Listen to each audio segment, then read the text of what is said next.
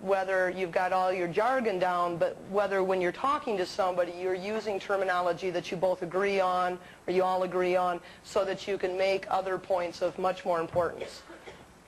So, like I said, that was work by Woodward, and we haven't really replicated that work, but my guess is it would be very similar today.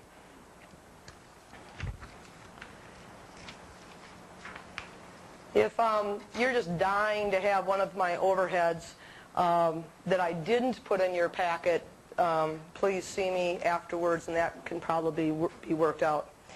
Okay, going back to your packet for a minute then, I'd like to start with oral English. I'm going to basically move from English to ASL, and then in English from the oral and cueing methods of communication to the sign systems. So that will be my organizational plan here. And I have a little time limit thing that I made up for myself so that I'll only spend so much time on each one, and then we'll kind of move along. I put these handouts in because the first several handouts are all the basic kind of handouts that I'm sure you've all seen from oral education. Their gift to us has been to be the people that early on were telling us what to do when students who are deaf or hard of hearing were in mainstream classrooms, how to set those classes up, what were some of the factors that we needed to consider.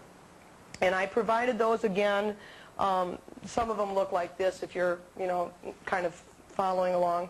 I put those in because although many of us no longer teach oral only or oral only, we have many students who are coming to us with cochlear implants or who are hard of hearing or who do use a form of simultaneous communication and have audition abilities, and we need to remind ourselves of these gifts that we have from the field of oralism. There's nothing wrong with this information. It's great information. So I wanted to provide you some of that that's been updated and might be of use to you in your jobs. And then there's a couple pages for additional reading, and that goes through quite a bit of your handout until you come to a page where it says guidelines for the teacher with a student who is deaf or hard of hearing. And that's kind of the end of that section. So you might just want to take a second and flip through and know that when you get to this page, that's kind of the last one before we go on to cued speech. I think there is definitely a methodology to oralism. It's not just talking like I'm talking now.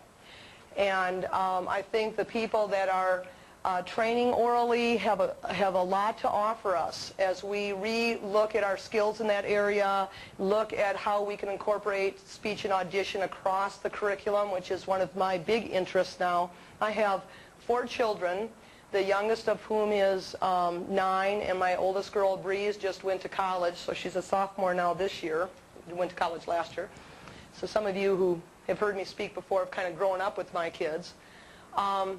And my youngest 2 girls have cochlear implants, and they're in public school, and that has really encouraged me and motivated me to be much more interested than I might have been in the speech and hearing facilitation across the curriculum in the elementary grades. So I feel very fortunate that in the area that I train in Kansas City, we do have an oral preschool, and I'd like to show you a little clip of tape from that preschool. Actually, this is a home visit that you're going to see, but just to kind of remind you all what oral-only programming looks like. So if we could see tape number 1.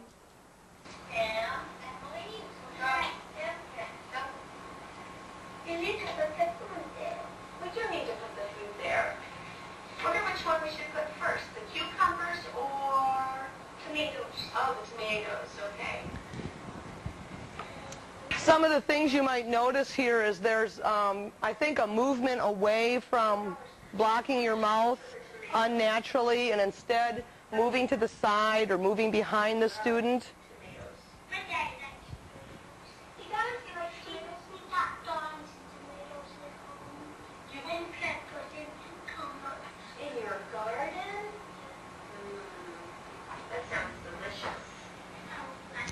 Okay, that's probably enough of oralism.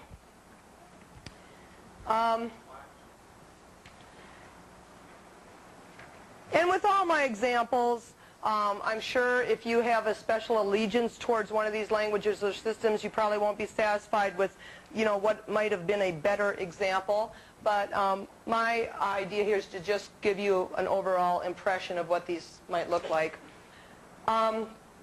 So you can pop that tape 1 out, and I'll be ready for 2 in just a little bit here. This is the beginning of about a 5-page programmatic and curricular modification form, which you don't have in your handout, that I have developed, and it was published part of it was published in the Perspectives magazine. If you don't get Perspectives, it's the best $15 spent, I think. It's a publication from Gallaudet University, very teacher-friendly publication. And the idea behind this was that as we decide what modifications are possibly needed for a student, either before a staffing or during a staffing, you could check those off here, the ones that might be more relevant, and have a place for where you would do those kind of modifications, who would be accountable. Have you ever been into one of those staffings where everybody agrees that's a great idea, but then nobody ever is deemed the person to follow up? And then what some other additional comments might be.